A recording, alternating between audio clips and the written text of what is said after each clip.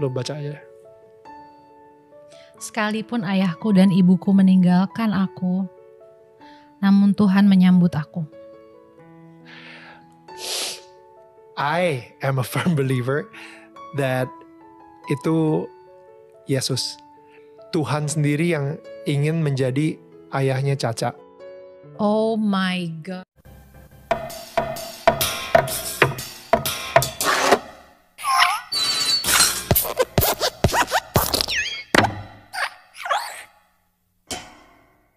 Setelah podcastnya yang viral ketika mengundang Ustadz Abdul Somad, banyak netizen khususnya umat muslim yang mendoakan agar Daniel Mananta ini segera mendapatkan hidayah dan segera mualaf.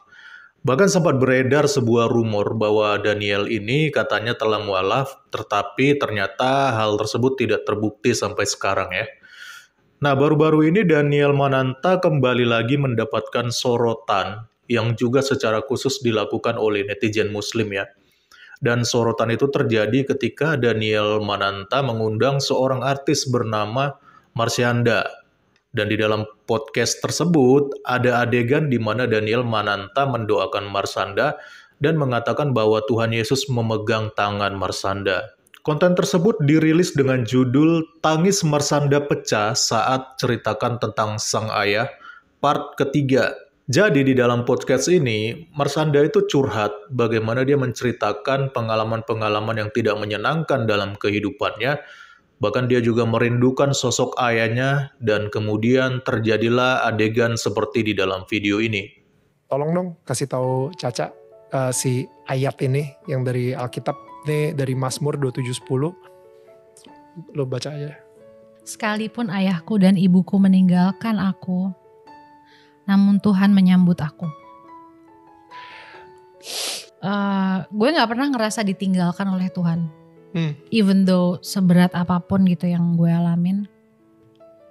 Kan di situ kan dibilang Tuhan menyambut aku gitu kan.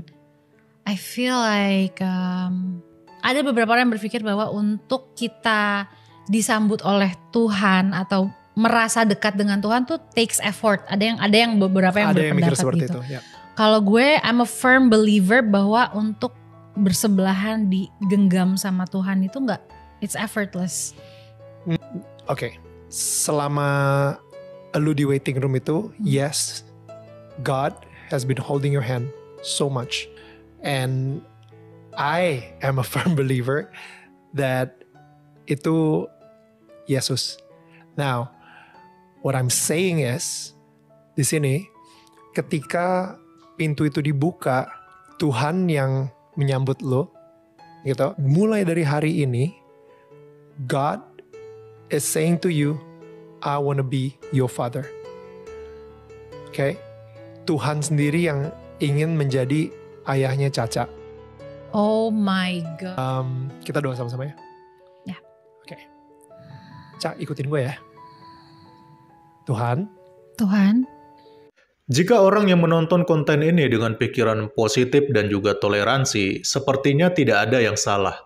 Karena menghibur dan menguatkan orang lain serta mendoakannya menurut kepercayaan yang diyakini oleh seseorang adalah hal yang lumrah. Apalagi Marsyanda sendiri tidak keberatan, bahkan dia merasa lega setelah banyak menceritakan kisahnya di dalam podcast ini bersama Daniel Mananta. Tapi yang mengherankan adalah banyak yang kepanasan dan menganggap ada misi terselubung di dalam podcast Daniel Mananta ini. Bahkan Daniel dianggap telah melakukan kristenisasi secara terselubung kepada narasumbernya yaitu Marsyanda. Dan setidaknya itu yang terlihat di dalam komentar-komentar berikut ini. Daniel kayak berkhotbah untuk Caca. Caca itu imannya kuat. Ada udang di balik batu, padahal ilmu Islam Caca kuat. Gak bakal ngaruh, waduh. Inilah ya, memang tetangga kita ini dikit-dikit bawaannya curiga terus loh ya. Padahal ini Marsyanda ini atau yang dipanggil Caca ini juga kan sudah dewasa ya. Dia bukan lagi anak kecil. Dan kita tahu memang mereka berdua mempunyai latar belakang agama yang berbeda. Caca Islam dan Daniel Mananta itu seorang Kristen, Katolik ya. Tapi kan gak masalah kalau mereka saling sharing, ya, saling menguatkan, apalagi saling mendoakan. Dan netizen ini kan bilang itu, Caca itu ilmu Islamnya kuat, gak bakal ngaruh. Ya udah. Jadi kenapa Anda yang repot, Anda yang kepanasan? Kalau Caca ilmu Islamnya kuat, ya berarti gak ada masalah dong. Kalau memang dia gak bakal terpengaruh. Kenapa Anda harus takut? Hati-hati, kuatkan iman kita semua, ada sesuatu di obrolan tetangga kita. Ini adalah salah satu ciri netizen yang cenderung merasa curiga ya. Bahkan dia membentengi dirinya dengan selalu mengatasnamakan hati-hati atau waspada. Dan biasanya justru orang-orang yang seperti ini tuh yang imannya nggak kuat. Ya, kenapa? Karena kalau orang yang merasa imannya kuat, dia nggak akan terganggu atau dia nggak akan terpengaruh dengan omongan orang lain atau dengan ajaran-ajaran orang lain. Dan dia akan menganggap itu sebagai bentuk daripada toleransi. Bukan justru dia merasa terganggu dengan semua hal itu.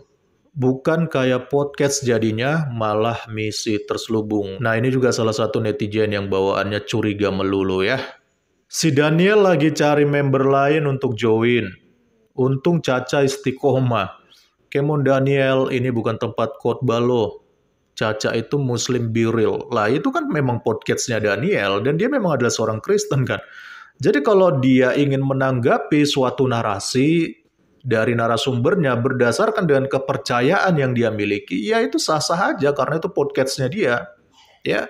Bahkan di dalam podcast itu dia bukan hanya mengundang artis, bahkan juga ada ustadz juga yang diundang seperti Ustadz Abdul Somad kemarin. Dan mereka saling bertukar pikiran, jadi nggak ada masalah. Kenapa Anda yang merasa terganggu? Kayaknya misi Daniel gagal deh, mengganti Tuhannya Marsanda dengan Yesus. Ya Allah, kuatkan iman Marsanda, amin. Aduh, saya malas nanggapi komentar yang begini ya. Misi terselubung, hati-hati bagi yang lemah iman. Permutatankah?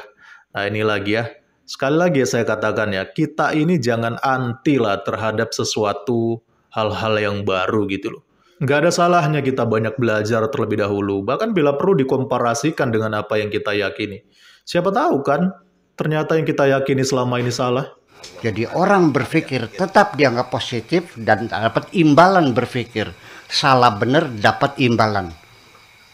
Tetapi yang berdosa adalah yang tidak berpikir. Jadi ketika kita mengkritisi agama kita, kitab-kitab ini, itu nggak usah takut murtad, ngapain? Jujur saya melihat semua komentar ini, saya kadang merasa heran dengan para netizen ini ya.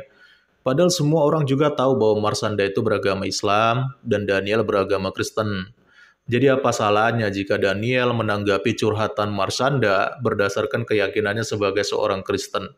Justru kalau Daniel menanggapi obrolan dengan Marsanda itu dari perspektif Islam, nah itu justru aneh karena Daniel bukanlah seorang Islam. Marsanda sendiri pun tidak mempermasalahkan akan hal ini. Tapi anehnya justru netizen sendiri yang kepanasan bahkan menganggap bahwa Daniel telah melakukan misi terselubung untuk mengkristenkan Marsanda.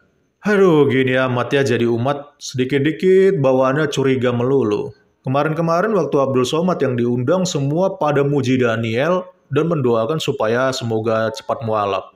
Sekarang giliran begini malah dihujat dan dicurigai. Dikirain Indonesia ini cuma ada agama Islam aja kali ya. Lagian Marsanda itu kan sudah dewasa dan bisa berpikir dengan baik lah. Dia bukan anak kecil lagi.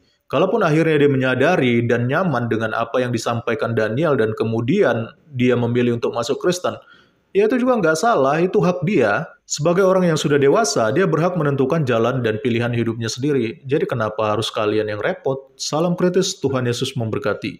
Salam. Itu nggak usah takut murtad, ngapain?